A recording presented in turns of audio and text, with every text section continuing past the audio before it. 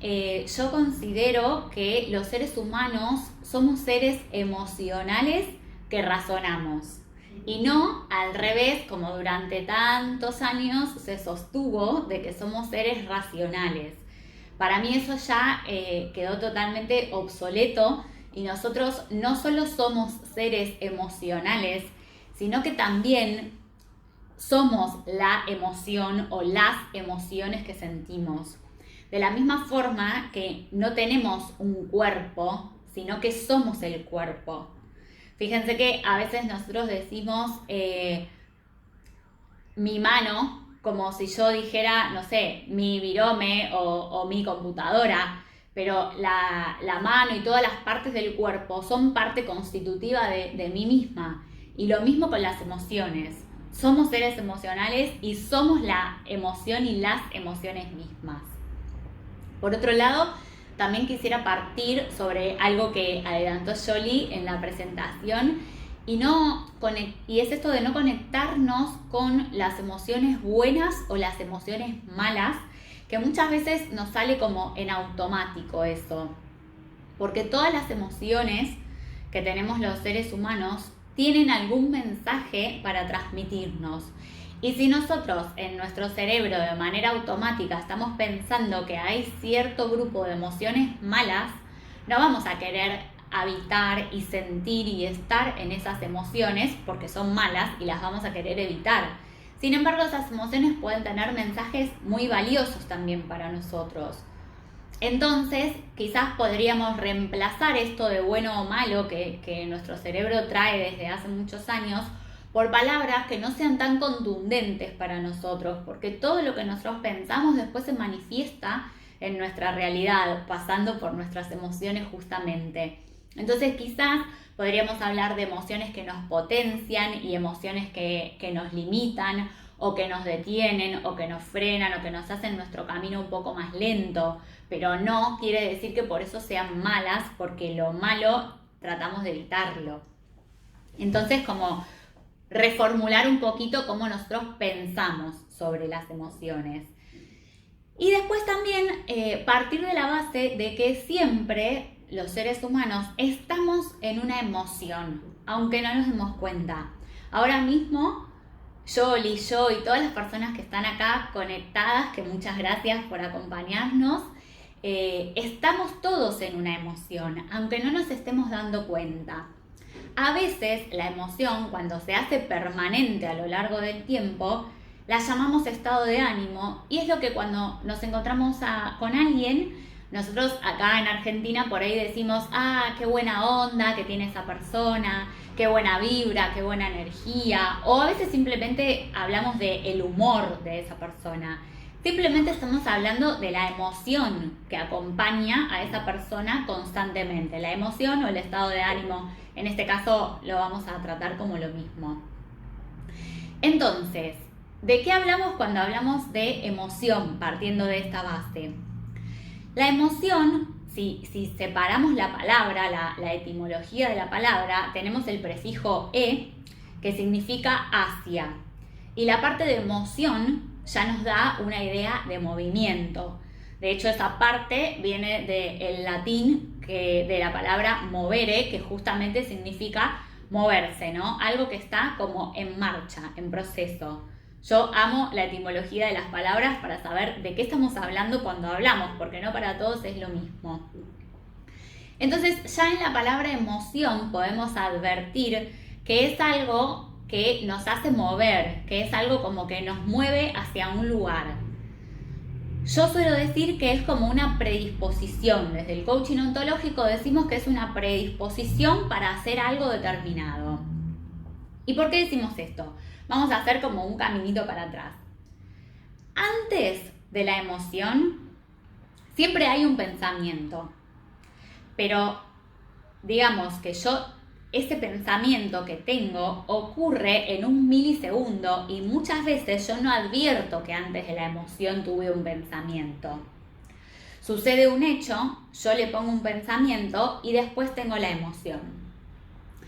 Los hechos suceden todo el tiempo están pasando cosas. Yo estoy hablando con ustedes acá y adentro de mi cuerpo hay un montón de fenómenos, de hechos que están sucediendo y yo no estoy pensando en eso.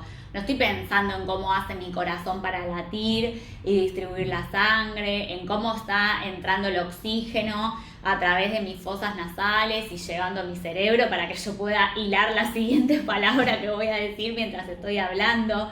Están pasando un montón de cosas a las que yo no estoy prestando atención.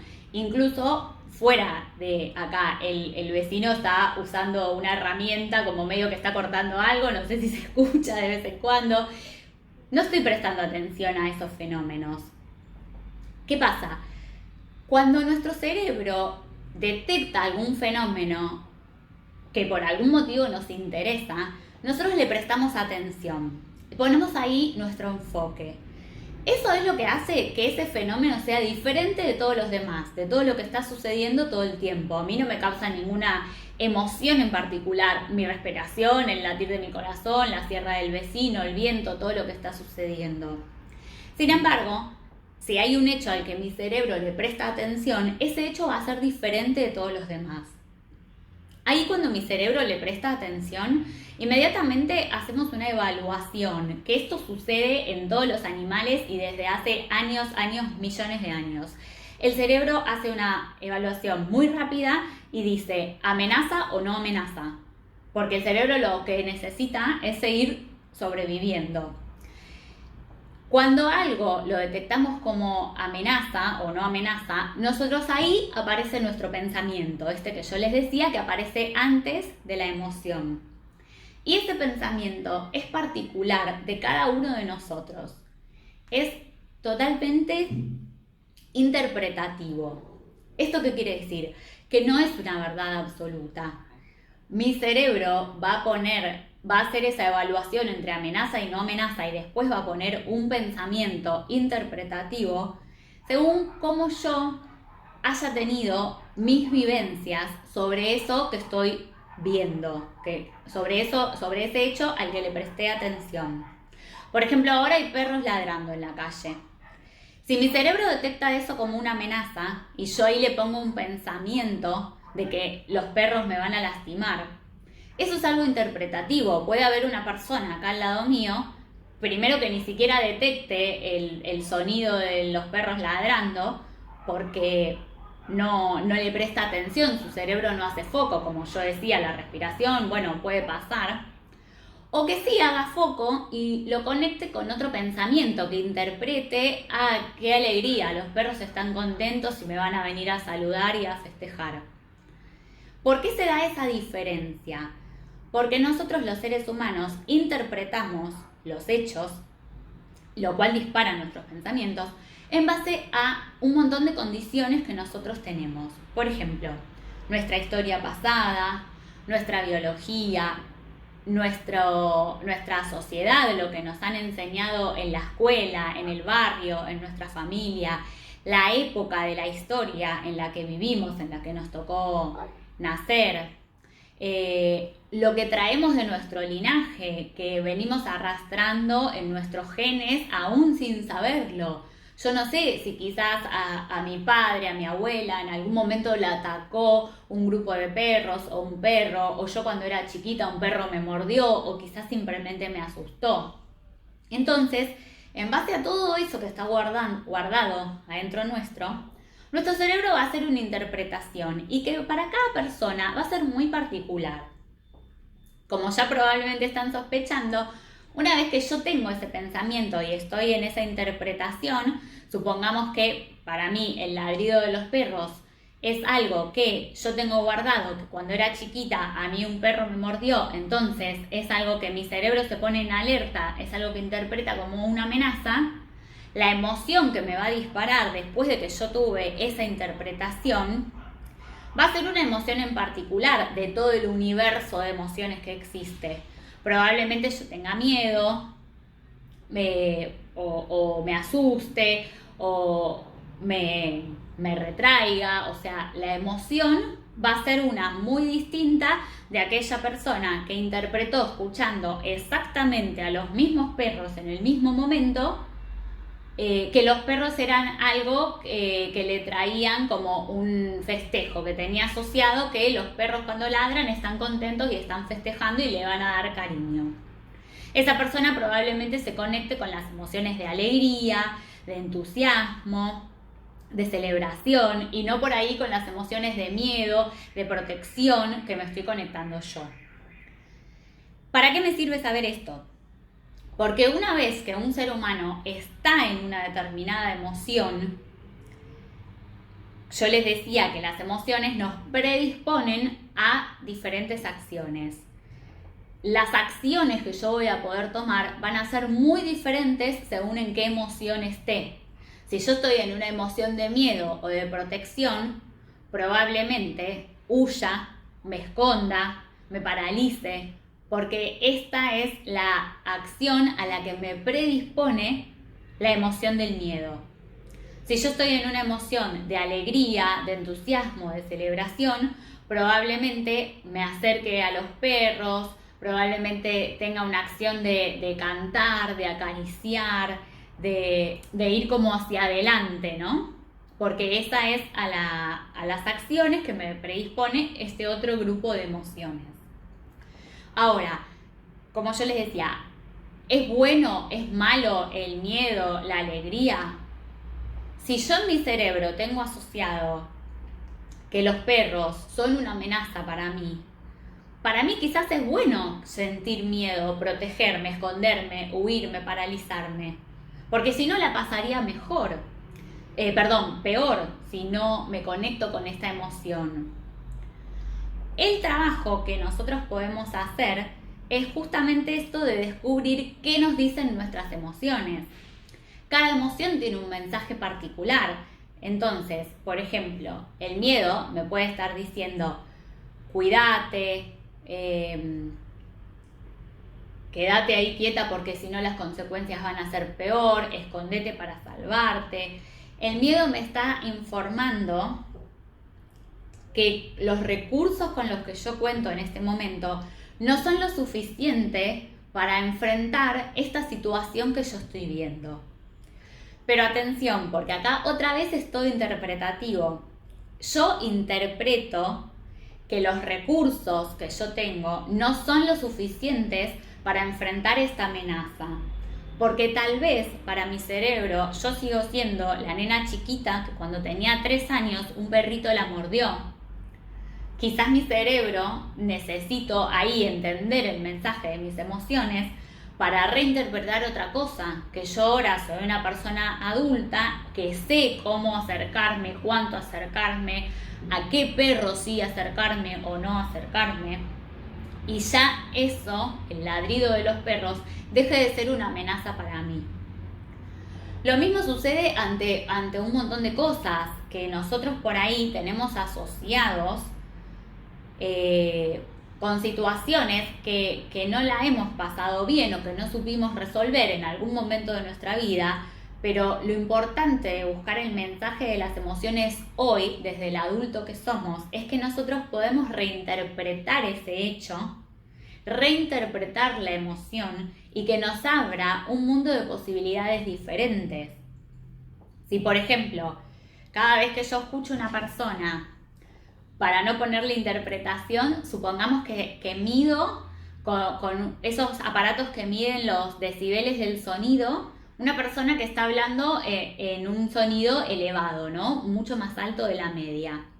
Si yo tengo asociado eso con que cuando yo escuchaba gritos era una cuestión de agresión, de pelea, de violencia, de discusión, ese hecho mi cerebro lo va a registrar como amenaza, el pensamiento que yo voy a tener va a ser un pensamiento relacionado con eso y me va a disparar una emoción relacionada con eso.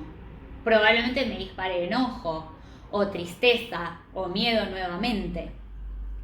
Si al lado mío hay otra persona escuchando esta misma persona que medimos con un aparato y está hablando en un tono elevado, mucho más elevado de lo normal, pero esta persona que está acá al lado mío tiene asociado el hablar fuerte, los gritos, pongámosle, con cuestiones divertidas y alegres, porque pongámosle que viene de una familia italiana como la mía, en la cual durante todos los almuerzos y todas las juntadas hablan todos juntos, gritando, uno arriba del otro, y eso está asociado con unión, con familia, con divertirse, con compartir.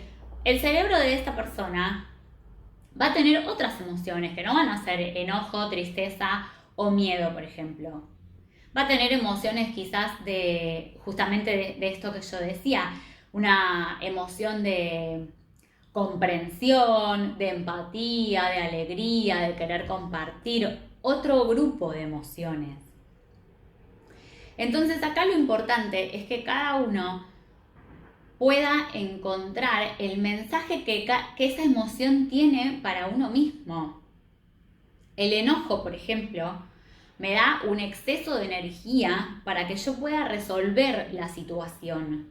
Porque a través del enojo, en los siglos pasados, en los hombres de las cavernas, en el cuerpo se procesaba toda esa energía que se necesitaba para resolver un montón de cuestiones que no se resolvían conversando o mediante legalidades como se pueden resolver ahora, mediante la corte o mediante, no sé, leyes.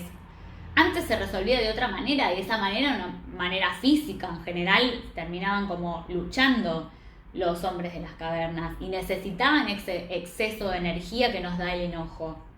Pero hoy ya no necesitamos eso de la misma forma. Entonces acá tenemos que encontrar qué mensaje particular nos quiere traer la emoción a nosotros en cada uno de estos momentos. Yo tengo un diario emocional que me parece una herramienta maravillosa para hacer este análisis y poder escribirlo, porque el cerebro fija las cosas de una manera muy particular cuando nosotros escribimos a mano, ahora en la época de tanta computadora y tantos mensajitos por el teléfono. Escribir a mano nos conecta con un análisis muy profundo. Entonces, si quieren, me lo pueden pedir por mi Instagram, por mi mail, y yo se los comparto, donde en diferentes columnas podemos analizar cuál fue el hecho concreto, sin ponerle nuestras interpretaciones y nuestras opiniones, el hecho como lo más limpio que nosotros podamos. ¿Qué emoción sentí? Hacer un listado de todas esas emociones. Nosotros en general estamos como muy acostumbrados a que cuando alguien nos pregunta cómo estás, nosotros decimos bien, mal, más o menos. Y sin embargo, hay 300 emociones, literalmente 307, que en un estudio de una universidad de Valencia, en España, se analizaron una por una y se registraron en un libro que se llama El universo de las emociones, y sus 3 autores lo registraron como en gráficos, como de una emoción que ellos consideraban principal salían ramificaciones de un montón de otras emociones, y ellos llegaron a graficar 307. Hay otros científicos que dicen que hay más de 500 emociones, pero que no las han llegado a graficar. Entonces, es importante ponerle nombre a lo que nos está pasando, a lo que estamos sintiendo, y escribir ese nombre, porque bien o mal no nos da la posibilidad de intervenir, de interpretar, de buscar el mensaje, de desafiar esa emoción. No es lo mismo decir bien o mal que decir frustrado, harto, cansado, entusiasmado, efusivo, lo que sea, cualquier emoción que yo esté sintiendo. No es lo mismo ponerle un nombre, aunque no sea el correcto.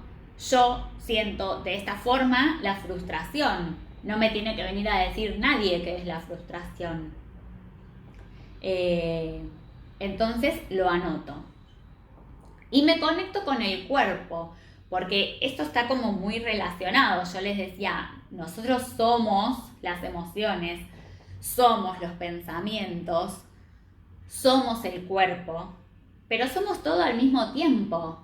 No somos solamente los pensamientos, ni solamente las emociones, ni solamente el cuerpo. Entonces, en este diario emocional podemos analizar qué emoción estoy sintiendo, cómo lo estoy sintiendo en mi cuerpo y qué pensamientos estoy teniendo, todo al mismo tiempo. Y una vez que tengo eso escrito, me va a ser muy fácil encontrar el mensaje que esa emoción me quiere decir. Esa emoción por ahí me dice, no te dejes avasallar por las personas que gritan. Entonces yo ahí puedo decir, bueno, pero esto es algo que me está pasando a mí ahora actualmente en este contexto, en esta vida, con esta edad, con esta gente, o es algo que me quedó de antes o que ni siquiera es mío, porque realmente puede ser algo de nuestros familiares que venimos trayendo y ni siquiera lo sabemos.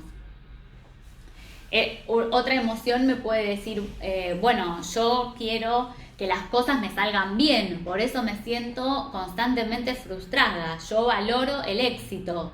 Bueno, buenísimo darme cuenta de eso. En vez de sentirme frustrada, ¿qué tengo que hacer? Tengo que trabajar más, tengo que organizarme mejor, tengo que concentrarme con más foco. Me da un mundo de acciones a tomar en vez de quedarme con esa emoción como diciendo, bueno, sí, las cosas no me salieron bien, estoy frustrada y me quejo. Por ejemplo, que no sé allá, Yoli, pero acá en Argentina el tema de la queja parece como medio que un deporte nacional. Estamos muy acostumbrados a quejarnos. Y si esa queja nos mueve a hacer algo, está buenísimo. Pero el tema es cuando solamente nos quejamos y ahí nos quedamos en la queja y luego no hacemos nada, porque no sirve para nada eso. Nos estamos como llenando de unas vibraciones y como decía Yoli, ¿no? Esto repercute en nuestra alma, repercute en quién se acerca a nuestra vida, porque nosotros somos energía y nos atraemos por energía.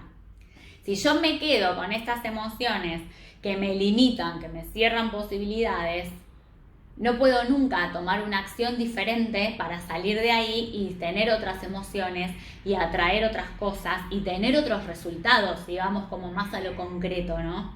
Diferentes acciones, diferentes resultados. Y esto viene de la emoción y esto viene del pensamiento. El hecho no va a cambiar. Los perros van a estar ahí ladrando, la persona que habla fuerte va a seguir hablando fuerte, el que se pone de mal humor, el que critica mi trabajo, no va a cambiar nada de todo eso. Yo tengo que cambiar mis pensamientos, mis interpretaciones, mis emociones, encontrar el mensaje y cambiar mis acciones.